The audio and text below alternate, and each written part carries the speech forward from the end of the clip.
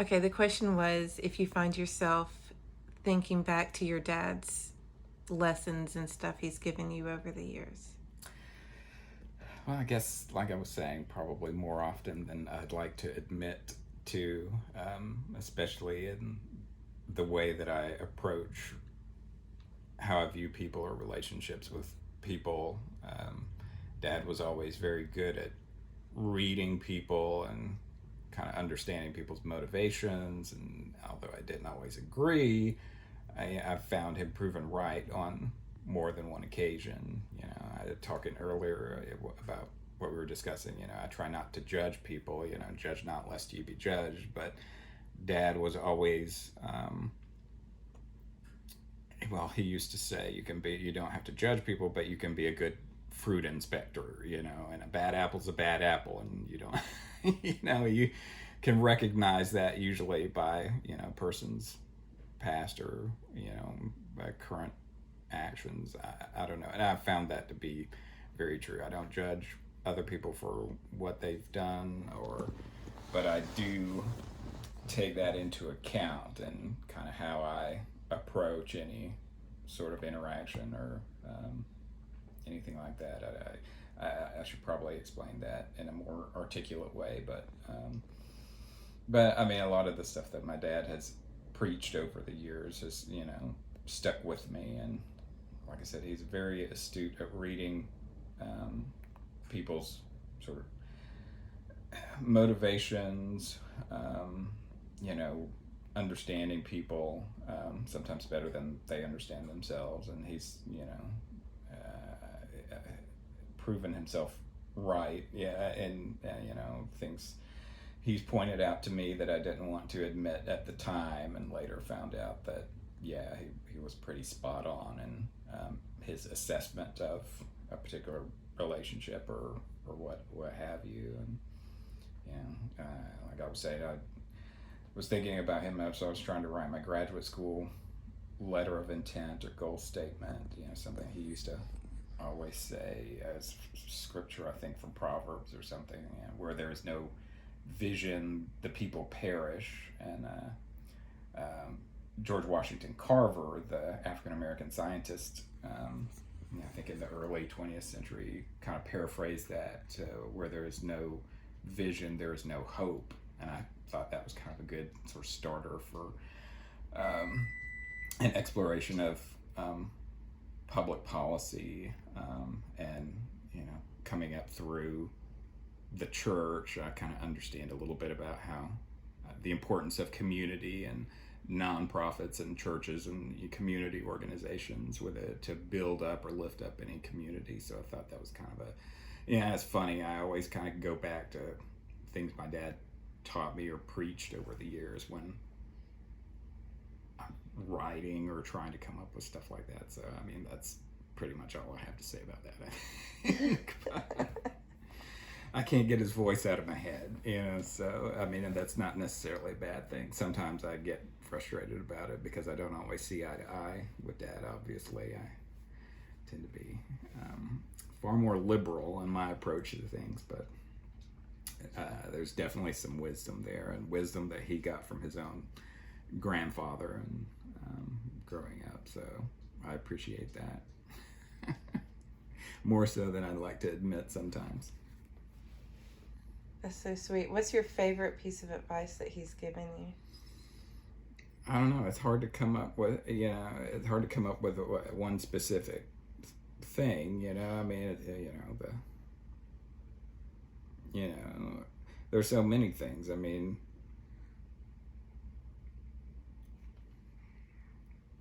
for What do you somebody, find yourself, when do you hear his voice the most in your head? I don't know. My dad grew up without knowing his real father and had a strained relationship with his stepfather and was mostly raised by his grandfather. And I don't know. I find that as critical as I've been over the years, I think any kid is critical of their father. I mean, that's just goes with growing up. You want to do what you want to do, but the way he really taught, and church, aside, and certainly don't agree with everything within the church or the denomination that we grew up in, but there was always a very clear sense of right and wrong, and not just that, but just treating, I mean, as cliche as it sounds, treating people the way you wanted to be treated, and with the respect, and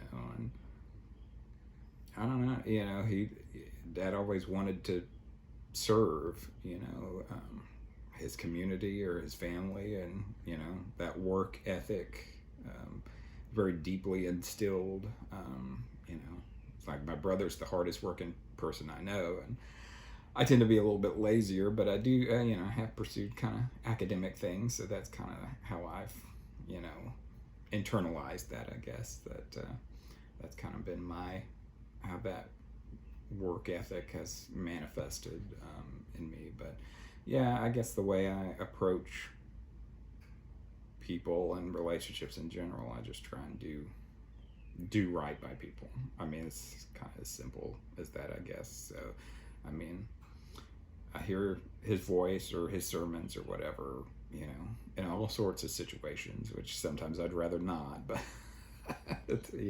I think it's kept me out of trouble, certainly. I can't imagine having a dad that's talked that much. Like, my dad didn't, Yeah, I mean, my dad, he talked all the time, and, it's business was talking and teaching and fostering relationships and maintaining relationships with people in the church community. And the good part about that is that you've heard him talk about things. Yeah.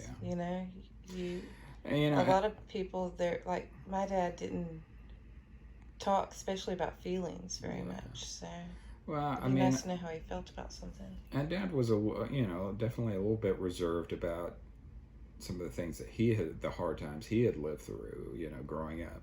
I know it left, emotional scars, not knowing his real father, and that void in his life. And so I think he tried that much harder, to be a good father for us, especially when everything seemed stacked against him. My mom's catastrophic health issues, and then as a kid, my health issues, and, I can't even imagine the sort of pressure that he was under, tons of medical bills, no decent insurance, trying to work 2-3 jobs, at any given time, he busted his ass, and,